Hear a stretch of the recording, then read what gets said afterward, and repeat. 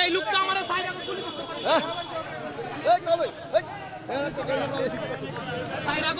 গুলি করছে, এখানে অনেক মানুষ, আমি কাউকে কিছু কই নাই, আমি ওনাকে বলছি এই ব্যক্তি আমার 4 আগস্ট গুলি করছে, এই লোক যাইবো গা, আপনারা দেখে রাখেন। বাংলা মোটরের মগে আমার বাংলা মোটর 4 আগস্ট এই লোকটা গুলি করছে।